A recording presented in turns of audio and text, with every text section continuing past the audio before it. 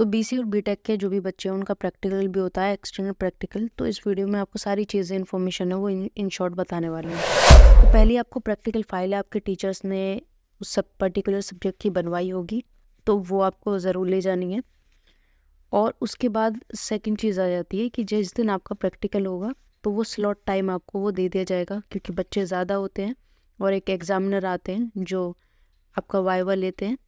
अब बात कर लें प्रोसीजर्स की, तो जो अब मेरा कॉलेज है उसमें जो प्रोसीजर होता है उसके अकॉर्डिंग आपके में वेरी कर सकता है। तो यहाँ पे क्या है, जो प्रैक्टिकल होते हैं तो नंबर ऑफ़ लिस्ट है वो दे दी जाती है कि उसमें प्रोग्राम होते हैं 30 के आसपास, 35 के आसपास। तो मेन प्रोग्राम के जो नाम है वहाँ पे दे दिए जाते हैं। उन्हीं में से कॉपी है वो मिलती हैं जो हमको उठानी होती है प्रैक्टिकल में, और वही फिर हमारा प्रैक्टिकल है वो होता है। बाकी आपके में वेरी कर सकता है। तो यहाँ पे मैंने जैसे इमेज है आपको दिखाई दी है। अब बेसिकली क्या होता है कि जब आपका जो भी प्रैक्टिकल है, आप जब जाते हैं जिस दिन आपका उस सब्जेक्ट की 2 कॉपियाँ उठानी होती हैं। तो आप दोनों में से आपको एक चूज़ करना होता है जो भी आपको सही लगे। तो ज़रूरी ये है कि आप एक ऊपर से उठाएं और एक बीच में से उठाएं। ये एक टिप्स है जो कि मेरे जितने भी 3 साल में हुए थे मैं ऐसे ही करते थे। वो एटलीस्ट आप लास्ट टाइम पे वो आपके पास एक ऑप्शन होता है तो उसमें से उठाइए, तो ज़्यादातर चांस है कि वो थोड़ा वेरी करे और एक में भी आपको ईजी मिल जाए।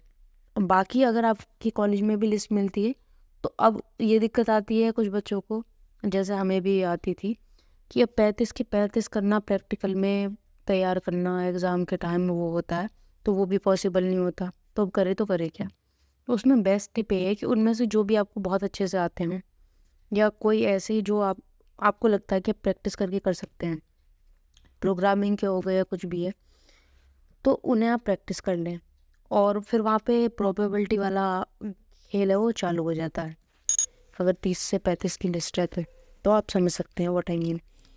अब उसके बाद मान लीजिए आपने प्रैक्टिकल है वो दे दिया है, उसमें पार्शल या फिर जिस तरीके से वो टीचर्स है वो लिख देंगे उस दिन का फाइनल हो जाएगा। अब वाइवा वाले दिन क्या होगा कि आपके रोल नंबर वाइज है वो कॉपियाँ वो चली जाती हैं। आपके कॉलेज का वेरी कर सकता है, हमारे कॉलेज में तो ऐसे होता है कि प्रैक्टिकल अलग दिन होता है, वाइवा अलग दिन होता है।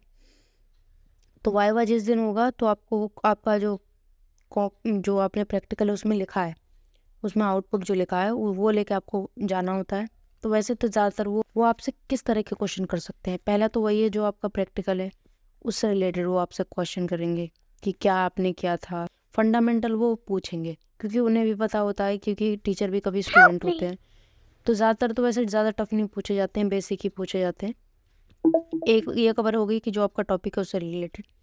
बाकी जो फंडामेंटल हैं, जो आप सब्जेक्ट के फंडामेंटल चीज़ें हैं वो आपसे पूछ लेंगे कि एमएस ऑफिस क्या होता है, कंप्यूटर रिलेटेड हो गया। अगर जो फर्स्ट सेमेस्टर है एमएस ऑफिस का भी होता है, कंप्यूटर फंडामेंटल के नाम से सब्जेक्ट होता है। एक बार का प्रैक्टिकल में क्या हुआ, हमारा एग्जामिनर था, उन्होंने कॉलेज की फुल फॉर्म पूछ ली।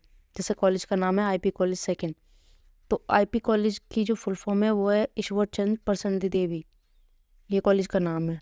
तो वैसे भी वो कुछ भी पूछ सकते हैं वैसे तो, बाकी तो नॉर्मली पूछे जाते हैं। और बाकी तो आपको पता ही है कि बाकी आप जो नहीं आता सॉरी सर, वो फिर यूनिवर्सल एक आंसर रहता ही है। तो बेसिकली यही चीज़ें हैं। तो आप नॉर्मल होके काम डाउन होके यही आप चीज़ें प्रिपेयर करके जाइए और आपका जो प्रैक्टिकल है बहुत ज़्यादा अच्छा जाएगा।